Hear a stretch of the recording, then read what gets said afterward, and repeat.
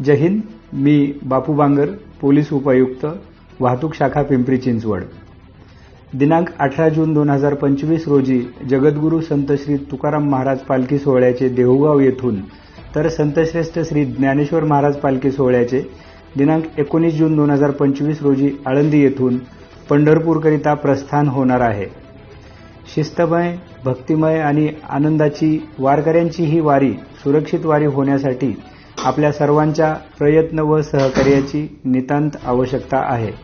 प्रस्थानापूर्वी 2 दिवस अगोदरपासूनच तीर्थक्षेत्र देहू व आळंदी या ठिकाणी भाविक व वारकऱ्यांचा अतिशय मोठ्या प्रमाणामध्ये राबता असतो. यास्तव पिंपरी चिंचवड पोलीस आयुक्तालयाच्या हद्दीमध्ये दिनांक 16 जून 2025 ते 20 जून 2025 दरम्यान वाहतुकीच्या मार्गांमध्ये बदल करण्यात आलेला आहे. देहू व आळंदीकडे येणाऱ्या मार्गांवरून कोणत्याही प्रकारची जड व अवजड वाहने आणण्यास मनाई आहे. त्याचबरोबर देहू व आळंदीच्या रिंग रोडवरून शहरामध्ये मंदिराकडे येणाऱ्या सर्व मार्गांवरून सर्वच प्रकारच्या वाहनांना प्रवेश बंदी करण्यात आलेली आहे.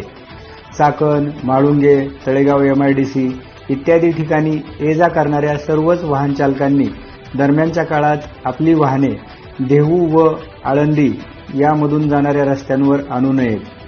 पालखी मार्गक्रमण करीत असताना दोन्हीही पालखी मार्गांवर वाहनांसाठी झिरो टॉलरन्स असून दिंडीतील व अत्यावश्यक सेवेतील वाहने वगळता एकही वाहन पालखी मार्गावर जाणार नाही. पालखीच्या दर्शनाला येणाऱ्या नागरिकांनी वाहतूक कोंडी न होण्याच्या दृष्टीने दुचाकी वाहनावरून येण्यास प्राधान्य द्यावे. दरम्यानच्या काळातील वाहतूक बदल जाणून घेण्यासाठी खालील नमूद संकेतस्थळाला भेट देण्याबाबत सर्व नागरिकांना आवाहन करण्यात येत आहे.